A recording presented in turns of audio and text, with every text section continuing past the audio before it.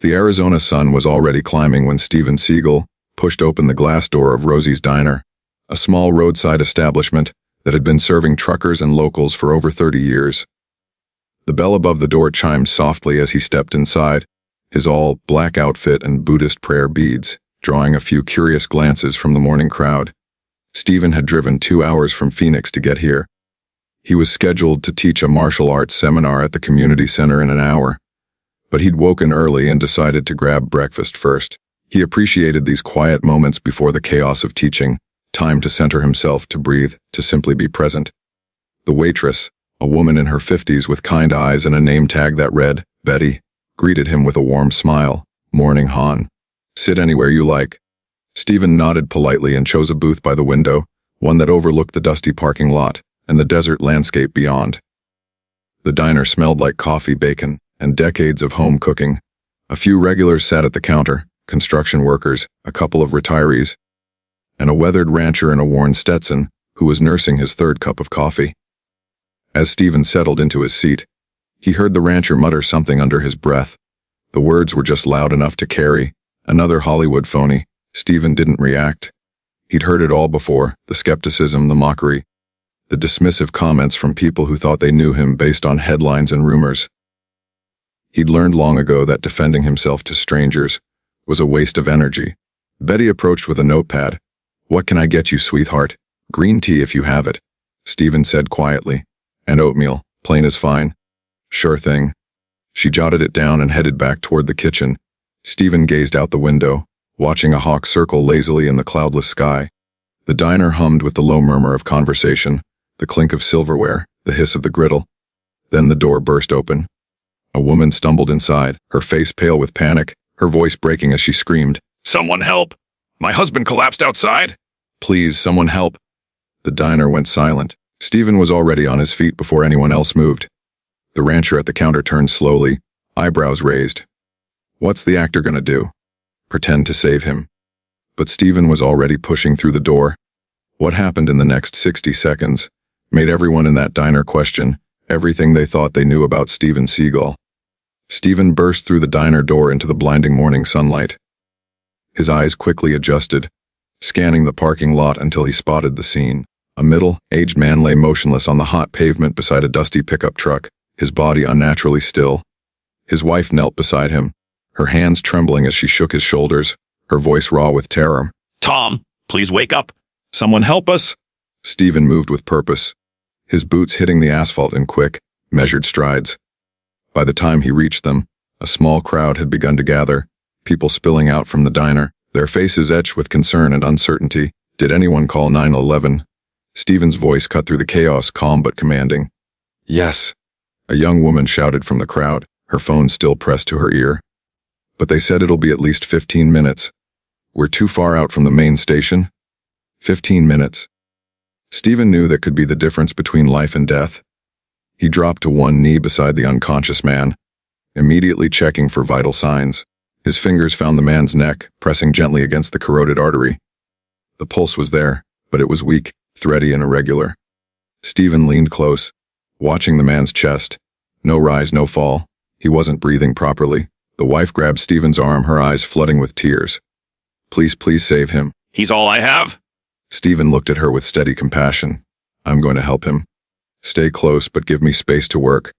He turned back to the man, Tom, she'd called him, and tilted his head back, opening the airway. No obstruction, but still no breath. The crowd pressed closer, murmuring anxiously. Does he even know what he's doing? Isn't that the actor guy? Someone should wait for the paramedics. Steven tuned them out. He positioned his hands over Tom's sternum, locking his elbows, and began chest compressions. His movements were precise, rhythmic, powerful 30 compressions, each one sinking deep enough to restart the heart's rhythm. He'd done this before, not in a movie, but in real emergencies during his years as a reserve deputy sheriff in Louisiana. This wasn't Hollywood. This was life and death. 1, 2, 3. He counted silently, his breathing controlled, his focus absolute.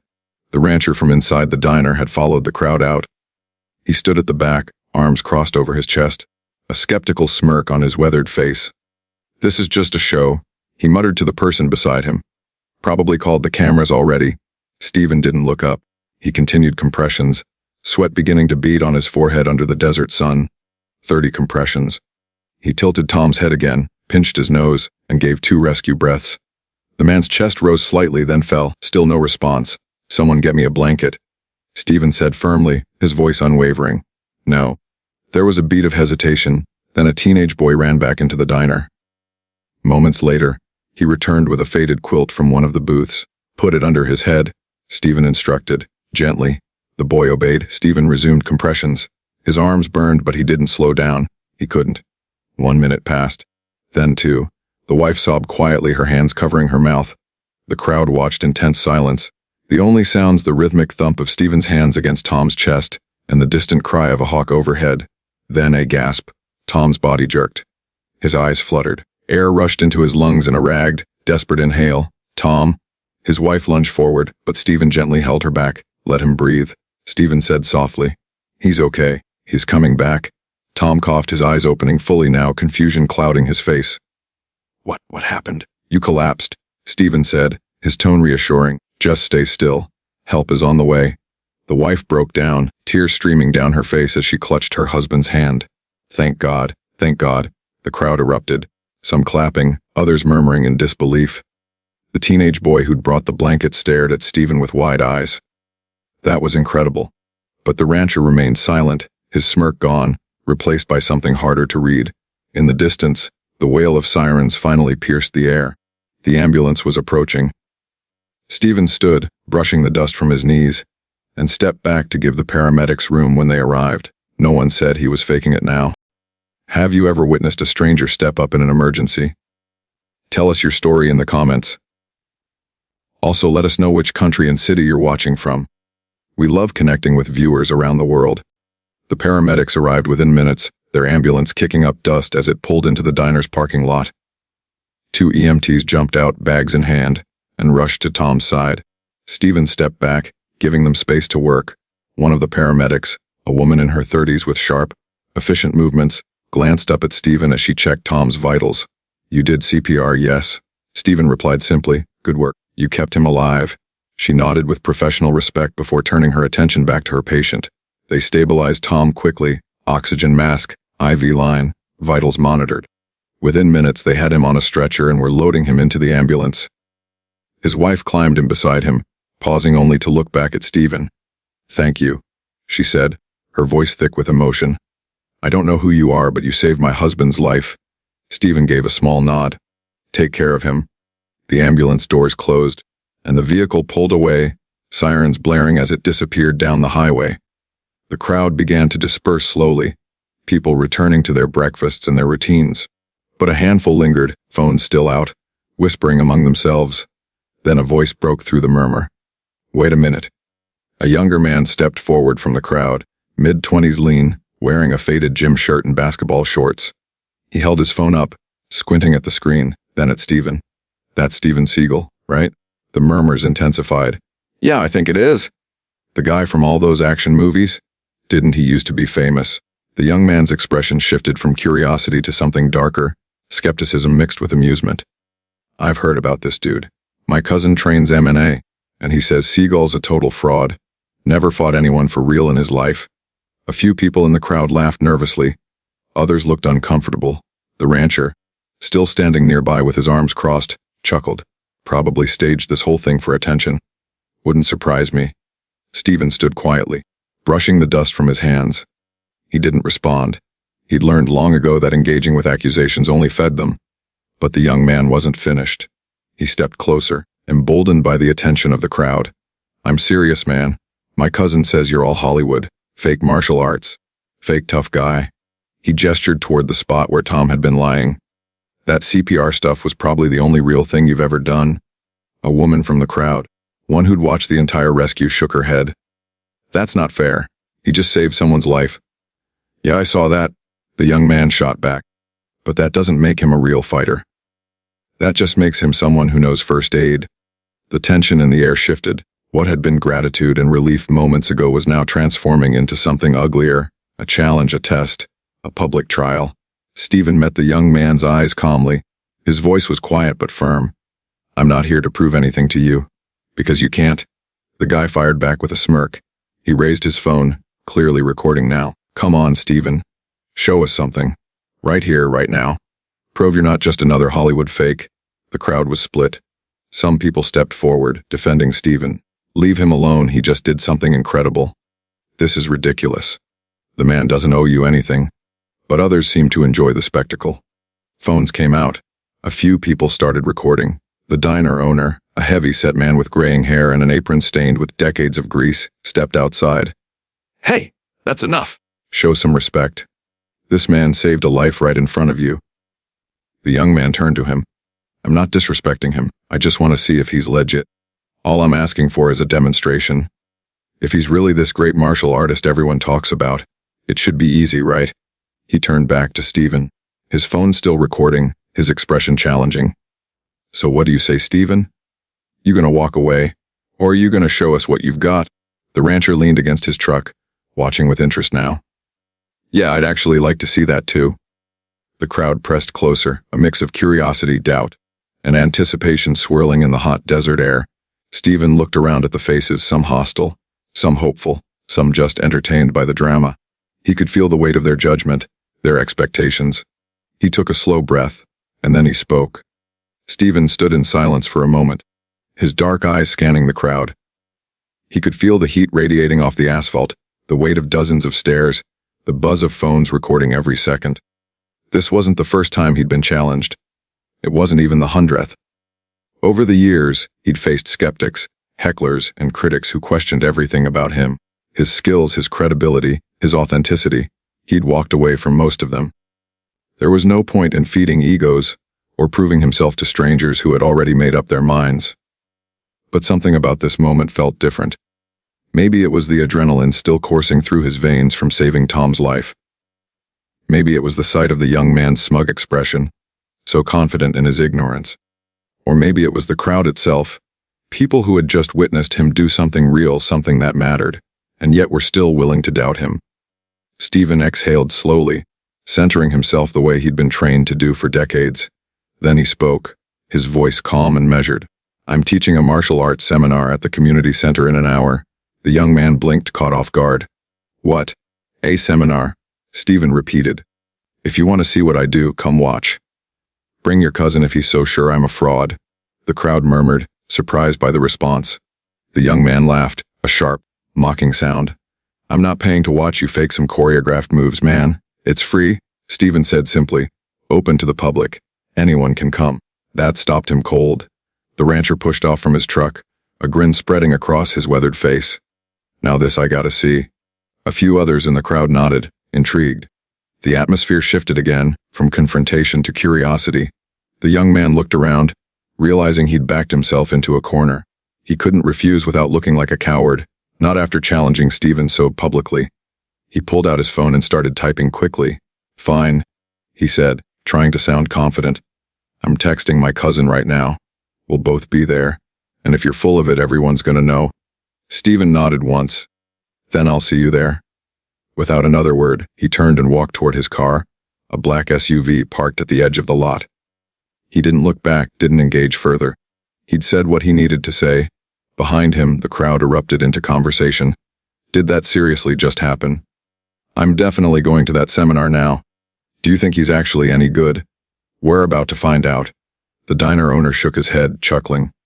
Well, this turned into quite a morning. Betty, the waitress, stood in the doorway with her arms crossed. That man just saved someone's life, and now he's got to prove himself to a bunch of strangers. Unbelievable. But the damage was done. Word was already spreading. The young man had posted about the incident on social media, clips of Steven performing CPR, clips of the confrontation, and now an announcement about the seminar. Within minutes, the post was being shared across town. Steven Seagal challenged at local diner. Showdown at community center in 1 hour. Hollywood actor claims he's legit. Come see for yourself. Is Steven Seagal the real deal or just another fake? We're about to find out. In a small town like this, news traveled fast, and controversy traveled even faster. By the time Steven pulled into the parking lot of the community center, a modest single-story building with faded paint and a hand-painted sign reading, "Welcome." There were already cars lining the street. Far more than he'd expected. He sat in his vehicle for a moment, hands resting on the steering wheel, and took a deep breath. He'd come here to teach. To share what he'd learned over a lifetime of training. To pass on knowledge to students who genuinely wanted to learn. But now it had turned into something else, a spectacle, a test, a trial by public opinion. Steven looked at the building. Through the windows, he could see people gathering inside, his students, yes, but also dozens of strangers, locals, skeptics, people with cameras ready. He could leave, reschedule, avoid the circus, but that wasn't who he was. Steven stepped out of the SUV and walked toward the entrance. His expression was calm, his stride steady. The prayer beads around his neck swayed gently with each step. Inside, the community center was packed. At least 40 people filled the space, some sitting on folding chairs along the walls, others standing in clusters, phones out, whispering and pointing as Steven entered. His students, a small group of dedicated martial artists, stood on the mats in the center, looking uncertain. Steven walked past the crowd without acknowledging them and joined his students. "Let's begin," he said quietly. Steven stood at the center of the mat, surrounded by his students, a mix of ages and skill levels, all of whom had been training with him for months. They looked nervous, aware that today's session had become something far bigger than a typical seminar. The spectators lined the walls, phones held high, recording every moment. The young man from the diner stood near the front, arms crossed, his cousin beside him, a muscular guy in his late 20s with cauliflower ears and the confident stance of someone who'd spent years in competition. The rancher leaned against the back wall, his Stetson tipped low, watching with quiet interest. Steven ignored them all. "We'll start with basics," he said to his students, his voice calm and instructional. "Center yourself. Feel your breath. Martial arts isn't about aggression, it's about awareness, balance, and using energy efficiently." He demonstrated a simple stance, his feet shoulder-width apart, knees slightly bent, hands relaxed at his sides. His students mirrored him. From the crowd, someone muttered, "When's the action?" A few people chuckled. Steven continued, guiding his students through breathing exercises, weight distribution, and foundational movements. To the untrained eye, it looked boring, slow, methodical, almost meditative. The young man's cousin leaned over and whispered loud enough for others to hear, "This is a joke. Where's the martial arts?" Steven heard it but didn't react. He'd taught long enough to know that real skill wasn't flashy. It was precise, controlled, effective. After 10 minutes of fundamentals, Steven stopped and turned toward the spectators. "Martial arts demonstrated in isolation can look choreographed," he said evenly. "The only way to show its effectiveness is through application. I need a volunteer." The room went silent. Everyone looked around. No one moved. Then the MMA cousin stepped forward, a cocky grin on his face. "I'll do it." The crowd perked up immediately. Phones adjusted angles. People leaned in. Steven nodded. "What's your name?" "Derek." "You have training?" 5 years M&A, competed at the state level." Derek rolled his shoulders, loosening up. He was lean but muscular, clearly athletic, clearly confident. "Good," Steven said. "Come at me. Don't hold back." Derek hesitated, glancing at the crowd. "For real?" "Yes." Derek smirked. "All right, don't say I didn't warn you." He stepped onto the mat, bouncing lightly on his toes, hands up in a traditional MMA guard. The crowd held its breath. Derek threw a jab, fast, clean, aimed at Steven's face. Steven moved. It wasn't a block. It wasn't a dodge. It was a redirection, subtle, almost invisible. His hand guided Derek's punch past his head, and in the same fluid motion, Steven stepped inside Derek's guard, controlled his wrist, and used Derek's own momentum to take him off balance. Before Derek even realized what had happened, he was on the mat, face down, his arm gently locked at an angle that made movement impossible. The entire sequence took less than 2 seconds. Gasps rippled through the crowd. Steven released him immediately and stepped back. Again, Derek stood up, breathing harder now, his expression no longer cocky. He shook out his arm and reset his stance. This time he came in with a combination, jab, cross, low kick. Steven redirected the jab, slipped the cross, and checked the kick with his shin. Then, before Derek could reset, Steven closed the distance, swept Derek's front leg, and controlled his fall with a hand on his shoulder, guiding him down safely. Again, Derek was on the mat. Again, it happened in a blink. The crowd was no longer silent. Murmurs of disbelief spread through the room. Derek got up slower this time, respect dawning in his eyes. "Can we go one more time?" Steven nodded. They went 3 more rounds. Each time Derek came at him with everything he had, punches, kicks, grappling attempts. And each time Steven neutralized him with minimal effort. No wasted movement. No aggression. Just perfect technique, perfect timing, perfect control. By the 5th round, Derek was breathing hard, sweat dripping from his forehead. Steven, on the other hand, hadn't even broken a sweat. Derek stood, chest heaving, and extended his hand. "Respect, sir. That's real. I've never felt anything like that." Steven shook his hand. "You're a good fighter. You just need to understand that force isn't always the answer." The crowd erupted in applause, genuine, loud, impressed. The young man from the diner stood frozen, his phone still recording, his face pale. His cousin walked over to him and said quietly, "I was wrong. Dead wrong." The rancher in the back pushed his Stetson up and nodded slowly, a grudging smile on his weathered face. Steven turned back to his students. "Let's continue." But before he could speak, the back door of the community center opened. A man in a sheriff's uniform stepped inside. His expression was serious. "Steven Seagal," he called out. Steven turned. Yes. "I need you to come with me." The room went completely silent. "What do you think just happened? Drop your theory in the comments." The sheriff walked forward, his boots echoing on the hardwood floor of the community center. He was tall, mid-40s, with a weathered face and the kind of authority that came from years of dealing with difficult situations. His hand rested casually near his belt, his expression unreadable. Steven remained calm, standing still in the center of the mat. "What's this about?" The sheriff stopped a few feet away, glancing briefly at the crowd before returning his attention to Steven. "There's been a complaint filed against you. Someone called in saying you assaulted a man outside Rosie's diner this morning." The room erupted immediately. That's insane. He saved a man's life? "I was there. He did CPR. This is ridiculous." The sheriff raised his hand, silencing the protests. "I understand emotions are high, but I'm just doing my job. A complaint was filed, and I need to follow up on it." Steven's expression didn't change. He'd been through false accusations before, rumors, lies, manufactured controversies designed to embarrass or discredit him. This was just another one. "Who made the complaint?" Steven asked evenly. The sheriff pulled a small notepad from his pocket and flipped it open. "Anonymous call came into the station about 45 minutes ago. Caller said you were aggressive with a man in the parking lot, caused a public disturbance, and put hands on him without consent." The wife of the man Steven had saved, who had followed the crowd to the seminar out of gratitude, pushed her way forward, her face flushed with anger. That's a lie. My husband collapsed. This man saved his life. I was right there. The rancher stepped forward too, his arms no longer crossed. "Sheriff, I saw the whole thing. Seagal did CPR. There was no assault. Whoever called that in is lying through their teeth." Several others shouted in agreement, corroborating the story. The sheriff nodded slowly, processing the information.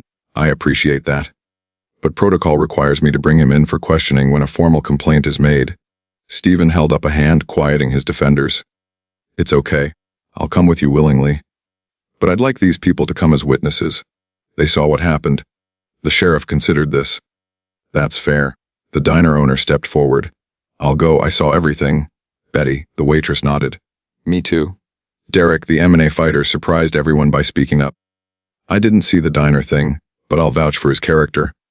What I just saw here, that's not a man who goes around assaulting people." The young man who had challenged Steven earlier looked deeply uncomfortable. He whispered something to his cousin, then hesitantly stepped forward, holding up his phone. "Sheriff, I was there too. I recorded some of it." All eyes turned to him. He unlocked his phone, pulled up the video, and handed it to the sheriff. "It's not the whole thing, but you can see what happened." The sheriff took the phone and watched the footage. The room fell silent, everyone straining to see his reaction. The video showed Steven kneeling beside Tom, performing CPR with calm precision. It showed the wife sobbing in relief. It showed the crowd watching in tense silence, then erupting in gratitude when Tom started breathing again. There was no aggression, no confrontation, just a man saving another man's life. The sheriff watched it twice, then handed the phone back. His jaw tightened slightly. "All right," he said, his tone softer now. "Looks like someone wasted my time." He turned to Steven. "You're free to go, Mr. Seagal. I'm sorry for the interruption." But Steven didn't move. His eyes remained steady on the sheriff. "Who called it in?" The sheriff shrugged. "Anonymous tip. Came from a burner number untraceable. Could have been a prank. Could have been someone with a grudge." Steven nodded slowly. He knew it wasn't a prank. Someone had deliberately tried to embarrass him, to drag his name through the mud, to turn a moment of heroism into something ugly. But there was no point in pursuing it. Whoever had done it was a coward, hiding behind anonymity. "Thank you, Sheriff," Steven said quietly. The officer tipped his hat. "No problem, and for what it's worth." He glanced around at the crowd, then back at Steven. "Sounds like you did a good thing today." He turned and walked toward the exit. The door closed behind him with a soft click. For a moment, no one spoke. Then the room exhaled collectively, relief, frustration, and lingering anger mixing in the air. The young man who had challenged Steven earlier looked down at his feet, shame written across his face. "I'm sorry," he said, his voice barely audible. "I shouldn't have. I was wrong." Steven looked at him for a long moment, then nodded. "You showed up. You admitted it. That takes courage." The tension in the room eased. Steven turned back to his students. "Let's finish the lesson." And just like that, the seminar continued. By the time the seminar ended 2 hours later, the sun was beginning its descent toward the horizon, casting long shadows across the parking lot of the community center. Steven's students bowed respectfully, thanking him for the lesson. Several spectators approached him as well, some to apologize for doubting him, others simply to shake his hand.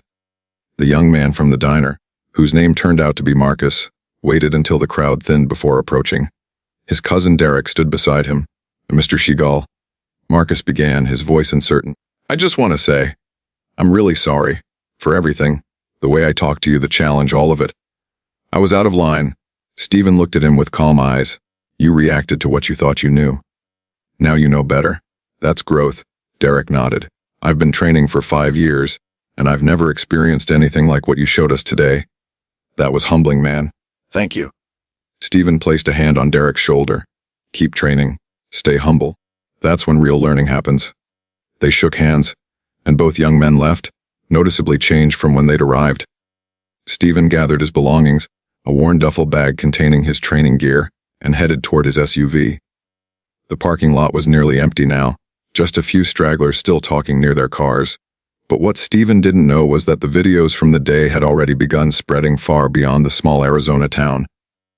That night, Marcus sat in his apartment, staring at his phone. The video he'd recorded of the confrontation outside the diner had been shared over 1,000 times in just a few hours.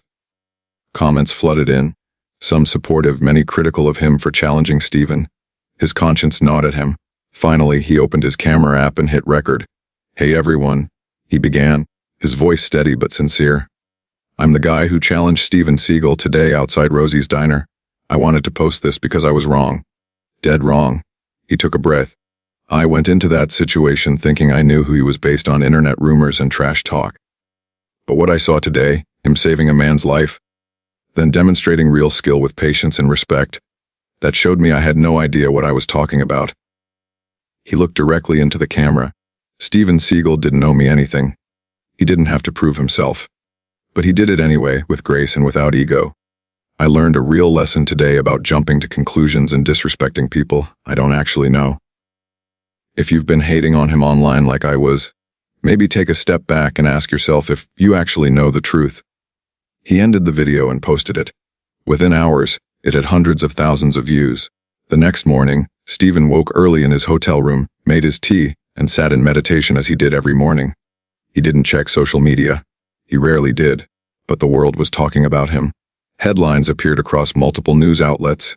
Steven Seagal saves man's life with CPR, then proves doubters wrong in impromptu demonstration. Viral video shows action stars real life heroics and martial arts mastery. Young man apologizes after challenging Steven Seagal. I was dead wrong. Clips from the seminar circulated everywhere. Derek being taken down effortlessly. The crowd's shocked reactions, the sheriff's interruption, and Marcus's heartfelt apology video. People who had spent years mocking Steven online were suddenly forced to confront the evidence in front of them. The comment sections were filled with debates, but one sentiment rose above the rest.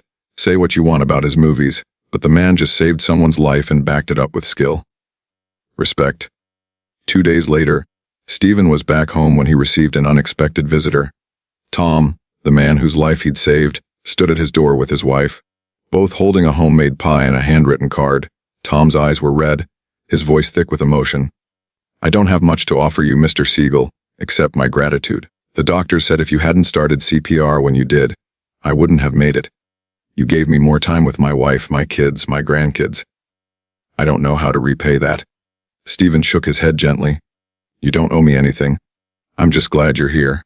Tom's wife wiped her eyes. You're a good man. Don't let anyone tell you different. They hugged and Steven watched them drive away, the pie still warm in his hands. Steven's message that evening. Steven posted something on social media for the first time in months. It was simple, just a few lines. Today reminded me respect isn't earned by talking. It's earned by showing up, stay humble, stay ready, and never judge someone by what you think you know. The post received millions of views. And in a world obsessed with tearing people down, it became a quiet reminder of something deeper, character, dignity, and the power of simply doing the right thing. And more incredible true stories are coming your way soon. Let us know in the comments which part of this journey surprised you the most. We read every single one, and use your feedback to create even better content. Thanks for watching, and we'll see you in the next one.